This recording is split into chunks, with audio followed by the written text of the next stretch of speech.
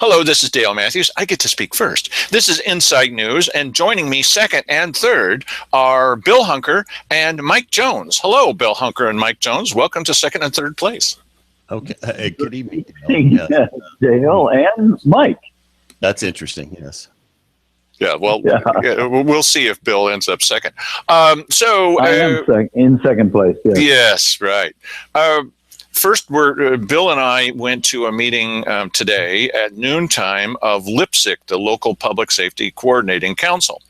And I was a bit surprised that this whole thing about where the marijuana tax is going to go ended up in some kind of advisory capacity with the Public Safety Coordinating Council. Why wouldn't it end up? And all they did was say negative things about marijuana. Well, it'll help decrease the crime, and we'll put money into the. Hey, wait a minute. Couldn't it possibly go into economic development and you look at the positive side of marijuana production? Isn't there any positive side?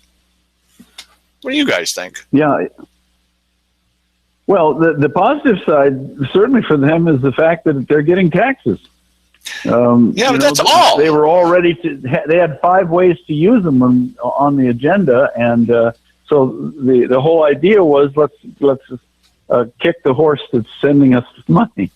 Well, Mike, you'll like this, in that when I first arrived, I always try to arrive plenty early and figure out, where's the best spot to be able to hear and to be able to see. And so I set up, there was a U shape this time instead of a big O, a U shape. So I set up near the corners of one of the edges of the U. And I'm looking back so that I can see everyone's face and hear everybody, because they've got it laid out in a vast array.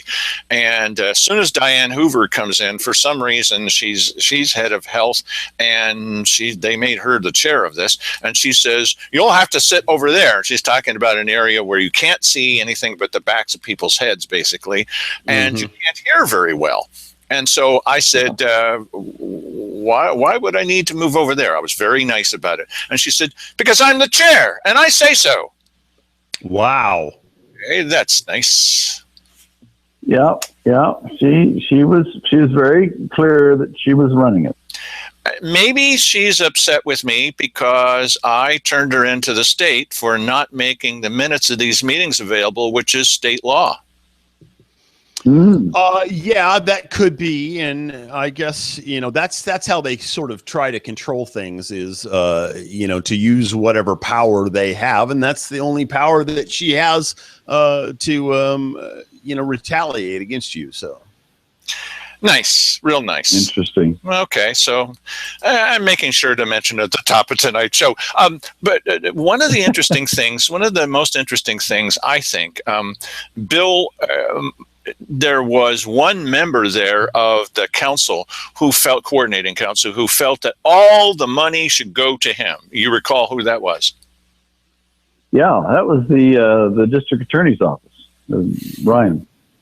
Now, Mike, you're talking about the guy who already is funded from the state and is getting 20% above that from us. That's exactly my point. Very good, Mike. Yes, absolutely. Now, here's the deal. He says, well, with an additional person, we can really do a lot more. If we're not getting enough money from the state, then wouldn't it be top priority to say to the state, hello, you're not giving us enough money. Why would we take all of this money and give this to the DA when we could turn around and slash and cut back our budget by 20% and insist that the state fund the district attorney to the extent that it needs to be funded? Yeah, you know what? And here, can we have clarity as to where the shortfall exists? No. I mean, is it in the DA's office? Or is it, I thought we couldn't hold on to these people in the jail, and that's why they were doing this revolving door ticketing thing. I didn't think that it wasn't because we couldn't prosecute them. I thought that, we can't hold them in the jail because we don't have the money to operate the jail. Now, I mean, I would really be interested in looking at, on a day-to-day basis,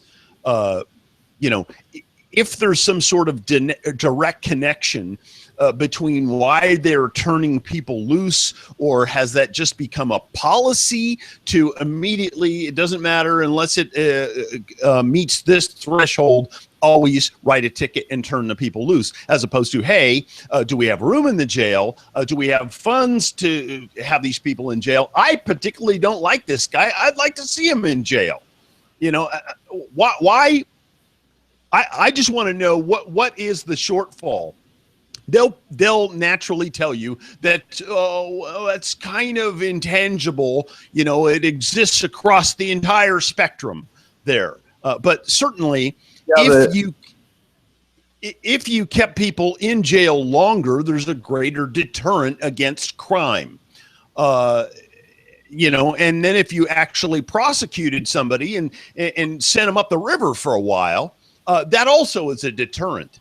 But I was under the impression that the DA gets a certain amount of funding from the state, and I was also under the impression that the DA, his salary is funded, and then part of his office structure there, but then the rest of the people that work under him, assistant DAs and other things of that nature, are paid for by the county. Right. I believe that's my the understanding case. Also. Right. So, to me, it really took some kind of huevos to come into a meeting full of law enforcement officials. By the way, there was no quorum because the key players didn't show up, including Keith Heck. They weren't there. The sheriff wasn't there. The Bill Landis from the city police, he wasn't there. The mayor wasn't there. And so it was pointed out, this was an expensive assemblage of people who were salaried to get together and not even have, as they put it, not have a quorum. I don't see how they didn't have a quorum, but there they were gathered, and Diane Hoover insisted that they couldn't make any kind of decision. This is a mystery, and you can't ask questions because, once again, questions from the audience are not to be allowed, not when Diane Hoover's in charge. Interesting. Yeah. Well, let's get on. It was supposedly a special meeting, and I was surprised because it was a special meeting that there wasn't more emphasis. I wasn't clear. The various sheriff and the police department sent representatives, but maybe they're not allowed to actually vote unless it's the actual person who's on the committee. I believe that's the case because Lily Morgan had said at a previous one that when she was there representing Nate Gowrie-Rand, that she couldn't vote. That's what she said. Yeah. Mm-hmm. Okay. So that this was a special meeting called by Keith Heck, and Keith Heck wasn't there, and we didn't hear any talk about AK-47s from the mayor. Yeah, it's funny how you had this air of emergency going with this, when the question was, do we go to the governor? And now that seems to be something no one's talking about anymore. Now they can't be bothered to show up at this thing about public safety, even though we're in the midst of a public safety emergency. I heard no mention of the word emergency at this meeting at all. They just don't talk about emergency anymore. Yeah. Well, listen, do the stats right now support that we're in some sort of state of an emergency? And, who knows? If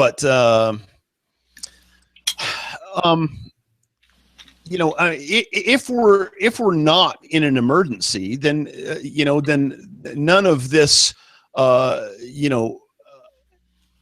excitement over funding and,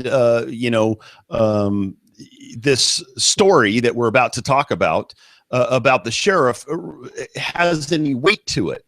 It seems to be manufactured. If it's not, in other words, the public is not standing outside the courthouse with pitchforks in hand saying, hey, you got to do something about this. The furor is only coming from inside City Hall and inside the the courthouse there where the commissioners are housed. That's where the excitement is coming from. It really isn't coming from anywhere else. No, wait, just 1 second. I want to be sure to quote this correctly. And it was said by Mike Jones on today's show that the Fuhrer is coming from inside the... Yes, he is. Yes, the Fuhrer.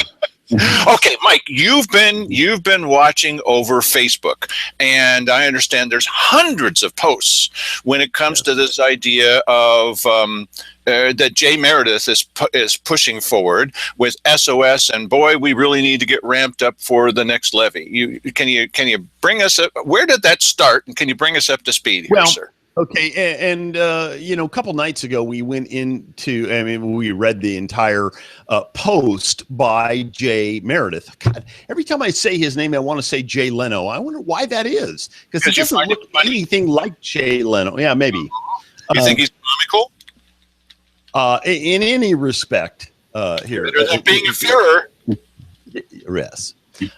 So Jay Meredith posted on Josephine County Scanner chat, about a week ago, it seems like now, an article that we have made reference to, but we have not read on the show. And I thought, at least to give you a flavor of what it is, we can read some of that now. Go right ahead, sir.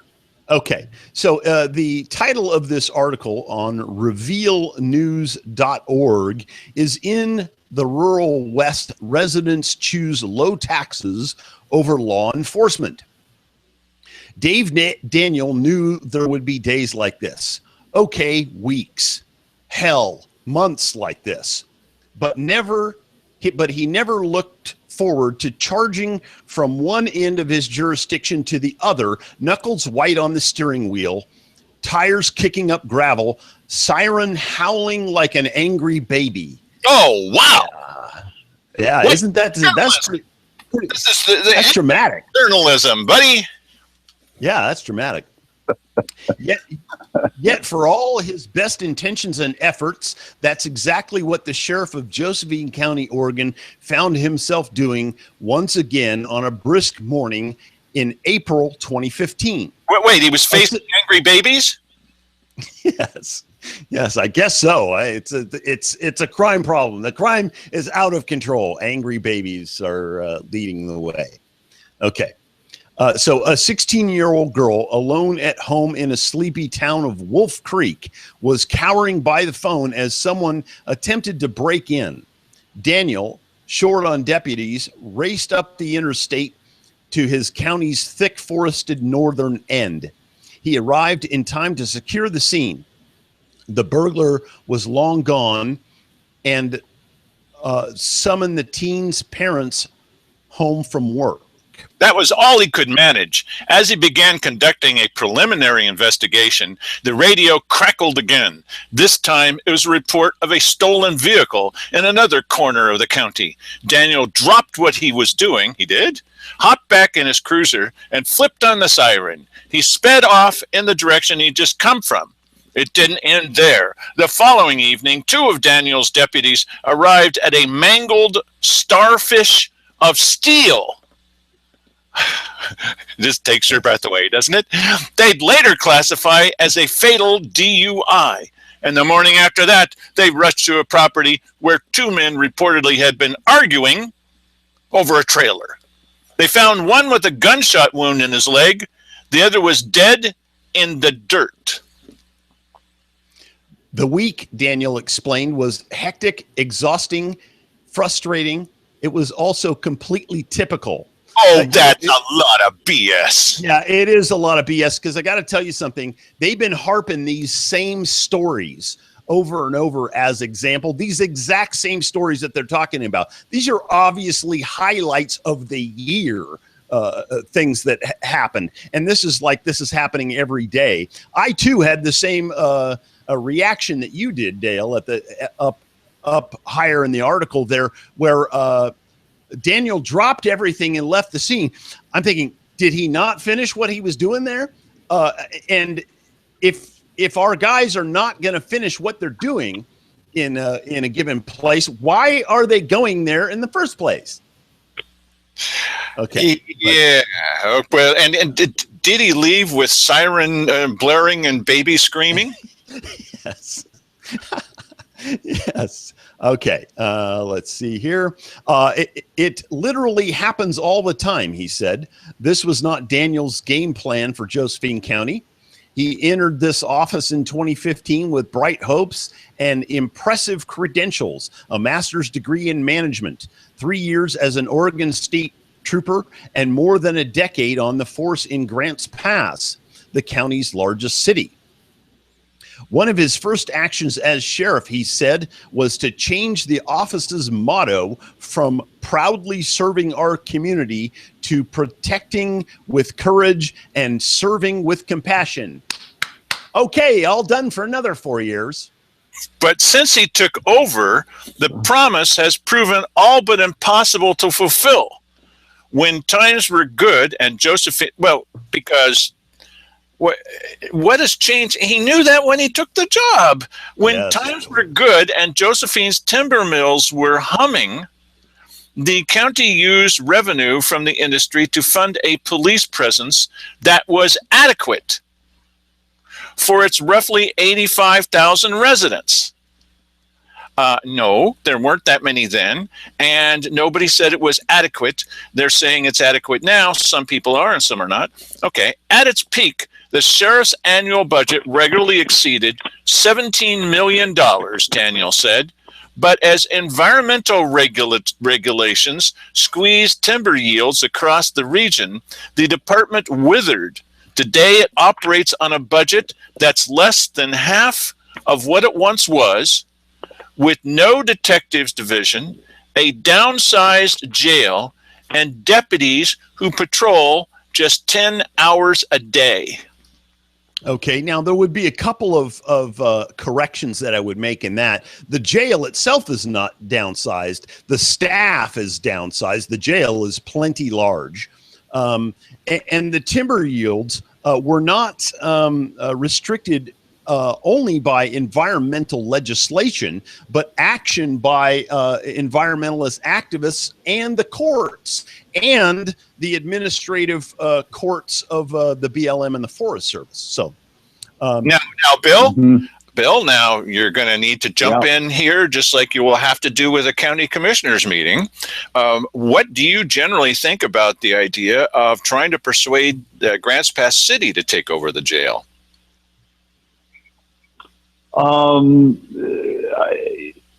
Sorry to put you on the spot there, bud. You are our guest. Well, the first thing they'll end up saying is, of course, that the law demands that the county handle it. How it's handled, however, I think has been a little bit creative here, where they have picked up the 30 beds the last 3 years. And I think more creative things could go in. But what they'll do is just continue to bring guilt upon the people in the county that it's our job and we should be doing it, regardless of the differential in crime rates between the county and the city. Right. The city always said our job in the county was to provide all the jail services. Right. And you know what? And that's something I hit on the other night very briefly. I can touch on it right now. Essentially, because I was thinking about the numbers of the people in the city and the county. I don't know how the assessment breaks down in terms of how much in property taxes is coming from the city. And I'm talking about just the base rate of 58 cents per thousand is coming from the city and the rest from the county, and how those balance one another and what the difference is between them. But in the city, we have 35,000 or 34,500 people, and we have 47,500 in the rest of the county. That's nowhere near 50-50, in terms of, just population. Again, I think you really have to have the assessment numbers in order to get this. How much tax money is coming in from the county as opposed to the city? But the 58 cents per thousand is the one thing that pays the taxes that support jail operations and the sheriff's department. So when it comes to the county or the city trying to shame the county into voting for a levy because they're not paying their fair share, 80% of the crime, and we can just say 80% instead of I think it was 84% there in 2014, somewhere near close to 85%. We can say that 80% of the crime is happening in the city of Grants Pass. And the rest, the measly 20%, is happening in the rest of the county, the entire rest of the county, not just Gage Junction, but the rest of the county. So who's not paying their fair share here? I think that's easy math. The city is not, the people of the county are subsidizing the jail and a bit of the sheriff's operations for the benefit of the city. And listen, I don't mind what I'm paying right now, but clearly, if we're going to talk about who needs to kick in more money, if you're trying to keep this thing equitable, then that would be the city. Well, now, Bill, why don't you, if you can, comment a little bit about the numbers that he just mentioned? This is now your protected time. Yes. Okay. Your everything you've said, Mike, is on. I do not have the breakdown either at the county versus city, 58 cents going, who's paying what. Other than I do know there is a noticeable difference that the county is paying more. And the actual stat numbers are in 2014, there was 34,005 to 49,000, basically 0,000 in population. The city is continuing to gain. The county is continuing to lose population ever since 2009, which is interesting to me. That is interesting. But even so, the 80-20 that you're mentioning does stay. I am actually putting together a spreadsheet to look at exactly what you're saying. I'm not promising any dates when that will be ready because it does take into consideration, it has to take into consideration all the details of what we're looking at, to be fair. And some of those I don't have access to at this moment, particularly the city numbers. The county numbers are pretty available, but not the cities at this point. I would suspect that there are those on the levy pusher side who know that this is an issue, and it's probably the main reason why they came up with the tactic last year, and they're continuing it now to say that, well, you know what, there are marauders coming into the city at night from the county and then running back to the refuge of the county after they commit their ill deeds. Well, they were even saying that there were people that were coming over the border, supposedly from California, that were coming here to sow the seeds of hate and discontent. Yeah. But specifically on this issue that the county people are responsible for a great deal of this crime that the city is victim of. And I just think that that's how they're dealing with what they probably feel is an inevitable assault on this number of, and this shaming of the people in the county that they're not paying their fair share, because they trot that out often enough. Anyway, here, let's continue with our thing here. Okay, and we're going to get to Facebook eventually. Yes, we will get there. I mean, this article's not very long. Okay. Okay, let's see here. Okay, it literally happens all the time. This was not Daniel's game plan for. Okay, let's see here. But since he took over. Yeah, but since he took over, that promise has proven all but impossible to fulfill. When times were good in Josephine County, no, that's not it either. Oh, I already read that. Josephine isn't the only county. Yeah, Josephine isn't the only county in trouble. The federal government has been helping keep swaths of rural America on economic life support for years. Since 2000, it's paid billions of dollars to 41 states hit hard by the timber industry's decline. You know what? They haven't been hit hard by the timber industry's decline. They've been hit hard by regulations and, the iron fist of government keeping us from being able to use our resources. It's somehow that, we're now using some new age plastic to build houses out of instead of wood. That's just silly. We've been hit hard by the fact that the federal government is taking whole sections of land that's within this county and saying, you can't touch this. That's what we've been hard by.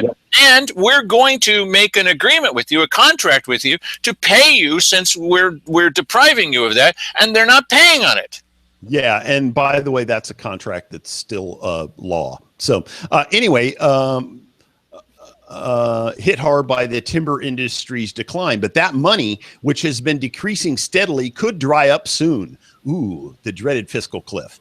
And if it does, Daniel and his department will be walloped by the fallout. Walloped by the fallout. Whoa. Yes. A county-wide tax levy could help stave off a public safety emergency, but efforts to pass one have gone nowhere thanks to a right-leaning populace ardently opposed to an increase. In fact, since 2012, a proposed levy has failed 4 times. Ooh, there's that 4 times but not 9 times quote. Most recently, in May 2015. This year, it didn't even make the ballot. Yeah, and you know what? This is the interesting thing here, because this is the heart of his reference to the opposition to levies. The rest of it is all basically a commercial for Dave Daniel, the superhero, and Bill Landis, the guy who walks with an athletic gait. And so I think it's very interesting to look at this. A countywide tax levy could help stave off a public safety emergency, but efforts to pass one have gone nowhere thanks to a right-leaning populace. We're just a bunch of backwoods, toothless hicks who don't know what's good for us. I mean, the thing about that. Okay, now this guy is obviously, I think he's obviously from an area of the country that is, we'll say, left-leaning, but most people in the left side of this United States believe that right wingers are pro law enforcement. So this doesn't even fit with his own preconceived notions, right? Yeah. It is a little bit silly, but in the interest of getting to some of the other Facebook stuff, I think you get the gist of this article. And if you need to see more about it, it's www.revealnews.org, and just search for "In the Rural West, Residents Choose Low Taxes Over Law Enforcement." It's featured on that website, and you can read the rest of it. And get the gist of what's happening there. Anyway, this is the article that Jay Meredith posted on Josephine County Scanner Chat. This Reveal group. Okay, interesting you mentioned that. I went to their website. I wanted to get a feel of it because this sounded like a press release to me. Yeah, I went there too. So I wanted to find. I wanted to find out, okay, what's going on here. And I wrote an email to the guy who wrote this article. And I said, hi, I read your story on Josephine County law enforcement funding. I'm interested to know what prompted you to write this story. It reads much like a press release of the proponents of the levies that were attempted in the past few years, but does not represent the viewpoint of the majority who repeatedly vote the levies down. The natural presumption is that the county is populated by a bunch of backwoods hicks too stupid to know what is good for them. If you're truly objective, one would think some balance might have found its way into your story. Was your publication paid to write this story? And for some reason, he didn't respond to Mike when he sent him. I have received no response from this man. So, well, it's telling to me that he quoted 4 times since blah blah. Well, instead of 9 times since 2000. So this is typical of the Courier, of KJO, of IV News, of that. I don't know why they do that either. I mean, what? Tell me, what is the objective of saying Levy has been shut down 2 times in the last 5 years? Instead of mentioning, how many others. In other words, when's the last time we actually did vote for a levy in the county? You might say so many since that time. Because to point out that it's been 9 times since 2000 makes it seem like, in my opinion, voter abuse, that they keep asking us over and over. You want to go to bed with me? You want to go to bed with me? You want to go to bed with me? No means no. Yes, right. Yeah. And that's a good point. And maybe they are trying to, mitigate that. Anyway, Facebook, on this post that Jay Meredith, put up on Josephine County Scanner Chat, it has like 208 comments on it. It's amazing how much action this particular post got, and a lot of it is argumentative, going back and forth. Here's the Facebook posting, and pretty easy to find, but an interesting thing. I think that they put this up. And there are a number of people who came in and were liking the guys, the pro-Levy people's posts, and putting in. So I found out a few of these people don't even live in the county, and yet they're coming in here, advocating that we raise our property taxes. And there is a fair amount of substantive going back and forth between Jay and myself, and then also a number of other citizens who basically have seen this movie enough times to know how it ends. Good points going back and forth. I think that the point is that this is the first salvo in the next assault for the levy, and it's going to be, I suspect that they're going to be pushing this all the way through until next spring, when they, have the ultimate ultimatum there for us, and that is, either pay more in property taxes, or we will remove any protection. Right. Yeah, we're going to shut down the jail, and there'll be no sheriff's patrols, and you'll be on your own. And we'll have to let all of the little animals out of the animal shelter. Might as well, pull out all the stops to try to get people, Well, wait, though. I don't know how they could do that. There's a levy for that. And hey, it's dedicated funding, Gail. Has to go there. You had the who is it down in Veteran Services? They're going around telling veterans that if you don't vote for that previous levy, that they might have to shut down the Veterans Department. So it doesn't make any difference to these guys completely lying to you. She got a raise out of it. Yeah. Well, as a result, anyway, she didn't get fired. She ended up getting a raise. They didn't say this is because you lied so well. Yeah.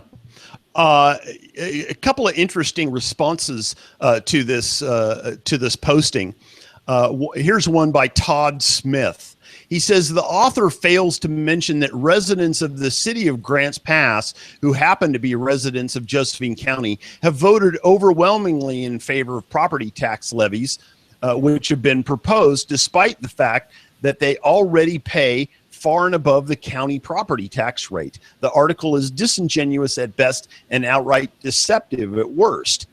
Now, this same guy later in the posting said, hey, listen, I've got an idea. Why don't we have the city run the jail? Because 85% or 80% of the criminals being booked into the jail are coming out of Grants Pass. If they ran the jail, and then that would free up the sheriff's department to be out and about in the county instead of sequestered in the jail there, and they would have more patrols out because they'd have more money to spend for that instead of having to pay for correctional deputies. And then the sheriff's department would pay for their people being booked into the jail on a per head basis. Well, and you mentioned earlier, Mike, that maybe such a thing wouldn't be possible by law, but I don't think that there's anything that would preclude the county from contracting with the city. Yes, of course. No, that's how. Listen, you know what? This is a huge element of the problem that we have is the law. As soon as you run into the law, all of a sudden the argument is supposed to be over. In other words, I said, Jay Meredith asked me what I would do. I said I would cut every department by 10% and I would send that money over to the sheriff. Well, you can't do that. Well, okay, really? Why can't we do that? It's because there's some law that somehow regulates, how the public sector deals with their employees, or the movement of targeted funds or whatever. I go, okay, then it makes it very, very clear to me that these laws are the enemy of a sovereignty. In terms of us here in the county being able to do what we know we have to do with the finances that have been allocated to us. Well, a little outside the box thinking about this, which we've mentioned on this show several times, and we'll probably get somebody eventually mentioning this, at the podium or maybe at the budget session, as has happened with us and with Margaret Goodwin. Thank you very much, Margaret. Is that what we could do is during an emergency, we could loan employees, and so full employment. Yeah, J.J. Schofield will be happy about that. We could loan employees from various departments to the sheriff's department, which they wouldn't have the same effect. Right. Bring up those people. So you don't fire them if that's against the law. What you do is you reallocate. Well, they can't answer. They're used to answering the phone. You can't use them to answer the phone. Yes, you can.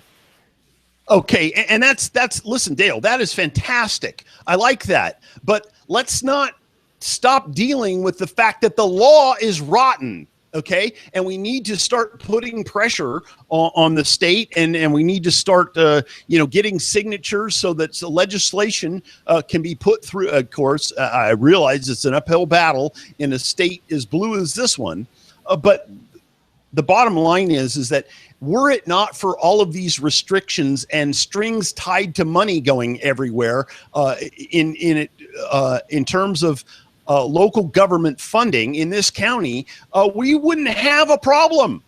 But Mike, yes.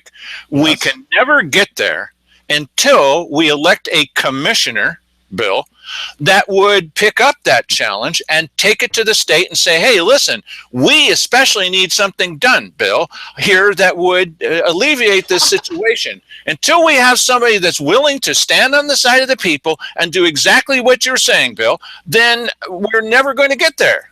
What do you think about that, Bill? You heard my name. Just looking at what has been done up in the legislature, which was a little bit outside of the box probably for them, was that 3 years ago when the 7 counties ended up being specifically picked out by name, and the legislation put it in for the 4175 for the rural road funds. Yes. isn't there? They knew what the problem was when almost 90% of our funding comes down and is tagged for certain specific things. They said, "Oh, we understand that problem. What we're going to do is give you one fund that doesn't have that limitation." Right. And here it is, and here's how we'll kind of work it around. Well, what if they did the exact same thing? Take the same 7 counties, or reevaluate, and maybe there's 8 or 12 or 3, I don't know, and say for these counties, instead of picking one fund who screams bloody murder, and maybe rightfully so, why did you pick me? Why not say, in all the monies that come from the state, you can take up to X%, but you have to do it evenly over all of them. So we get a 3% off of everything, or a 5, or whatever that we can get from all the various entities, and they equally then share in the burden to write the county. I could see where that wouldn't be a huge issue in the state, where we're trying to raise the minimum up to $2 for everybody in the whole state, and they managed somehow, when the chips were down, to do this with the road funds. I would suggest they do something like that, where everybody takes a small hit. Well, Bill, in their individual departments. Bill, would you be willing to say at this early stage that you'd look at a calendar to consider thinking about making a decision about such a thing sometime in the future? Well, I think the thing I would be very willing to do is to sit down with our representatives in Salem and really get their take on this in a practical sense. None of us want to bark at the moon, but what do these guys really feel is possible? How did the road funds get through? Are those same people amenable to another solution? Yeah, you know what? One of the interesting things about this here, Bill, is that if you want to fund government, and it would be easy to take some of these monies, a percentage of these monies, and solve the problem. But you're making that argument to a person whose counter in his own mind, he'll never have it come out of his mouth, that, well, that's the solution that you want. The solution that I want is more money from your taxpayers. And so listen, this is the problem that we have, and why I advocate pretty radical action, that you have to almost dismantle government in order to get this mess that we're in straightened out, because the system is set up to resist exactly the type of activities I'm advocating here. You cannot take the money that we're getting and allocate it in a way that we see best for our county, for our listen. Do you believe that it's a mistake that the Department of Public Safety in the county is it's not the least funded, but it's the redheaded stepchild. It's the one who always gets kicked around. It's the one who's always the subject of a levy. If they had a levy, because gosh, the people in the assessor's office, we're running short of money to pay their salaries, and they, you put there's no sympathy there. There's no possible way that you could pass a levy to fund those people's salaries. But you can always threaten people's public safety. You can always threaten them that we're not going to protect or educate your children, and by the way, we're going to let your house burn down. Well, the finance department will be shut down for the rest of this week. That's tomorrow and Monday, because they're getting new carpeting.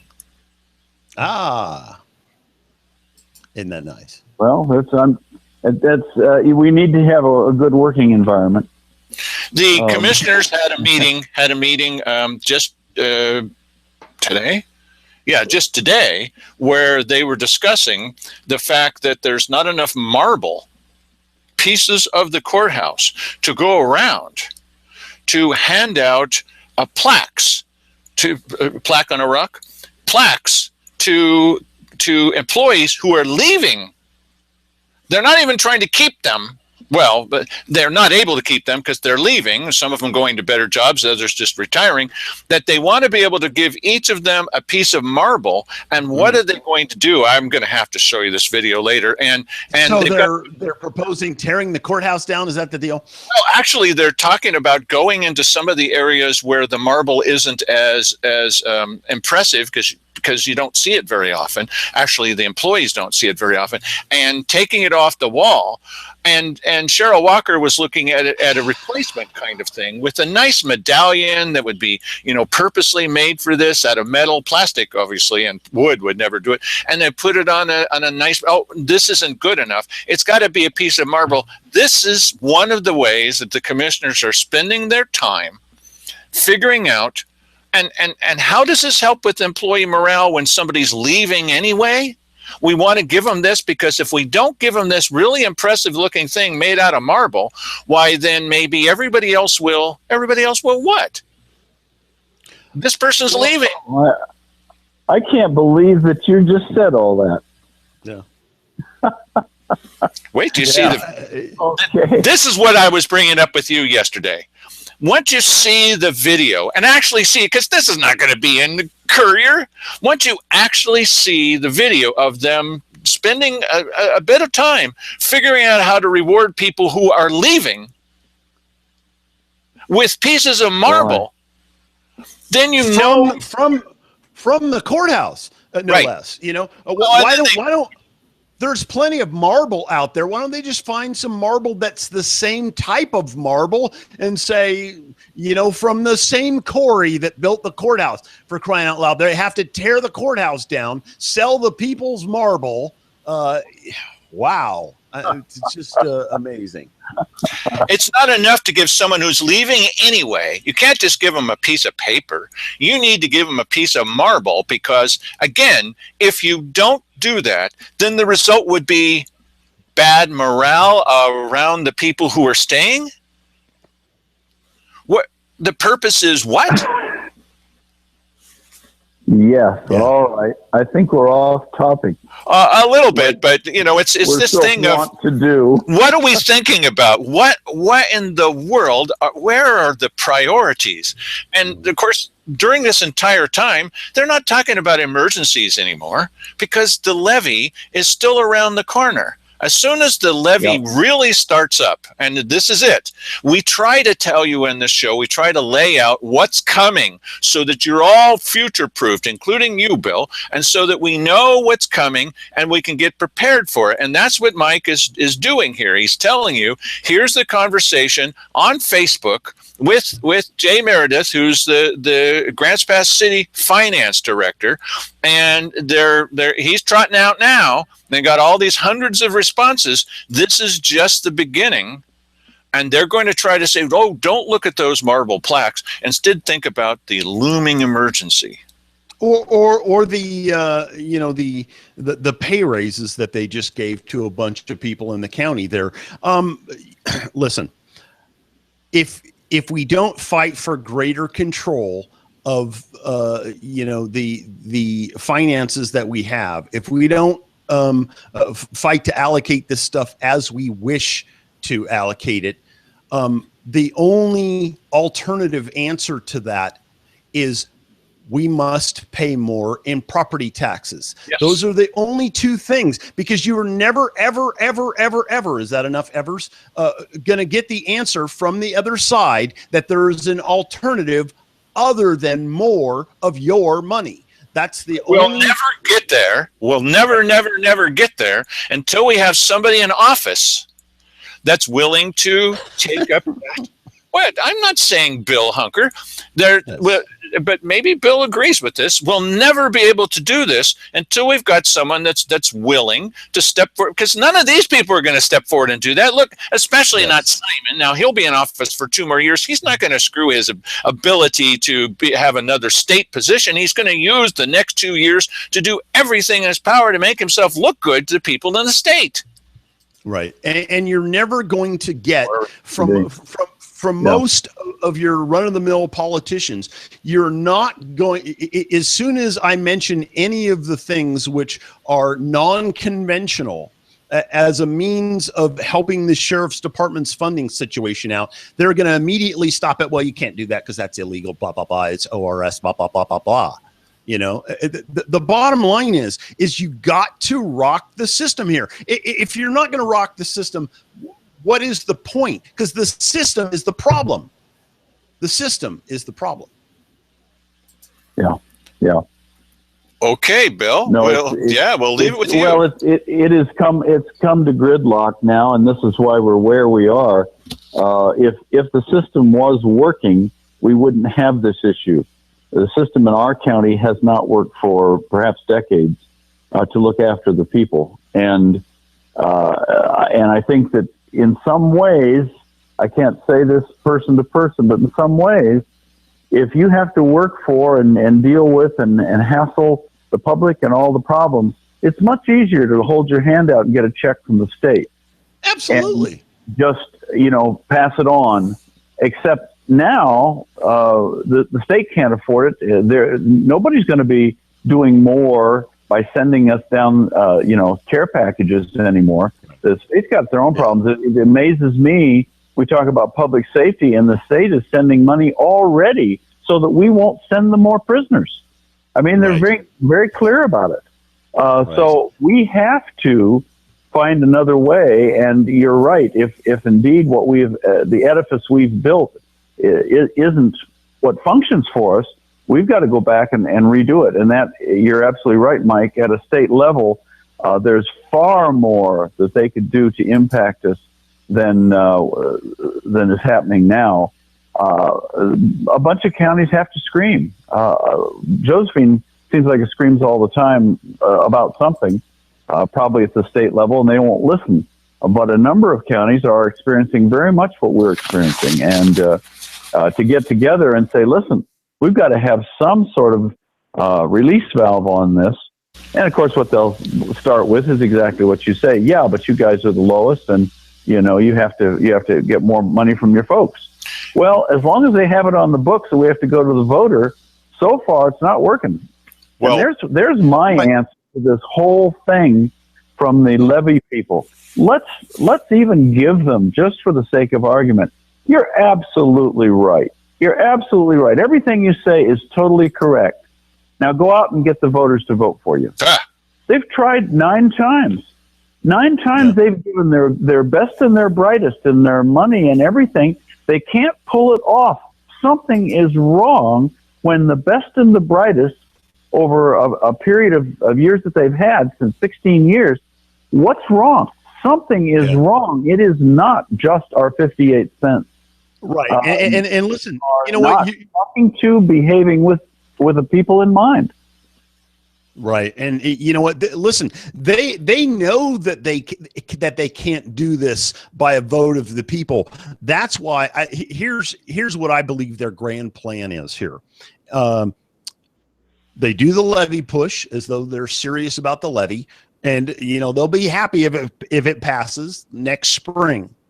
If it does not, they'll immediately do this thing where they go to the governor. And you and I both know, Bill, the whole reasoning for going to the governor there has nothing to do with them liking the idea of the governor coming down here and laying down new rules and setting up infrastructure to have control over things that happen in this county. That there is the beginning. It's the origin, the genesis of getting the $2 bill passed. Because once you start taking handouts from the state, and you do that for a couple of years, then you put the $2 bill on the ballot, and you promote to the rest of the state that, hey, these leeches down there in the southern part of the state, because they don't want to pay their fair share of property taxes, have been sucking off of all of you guys.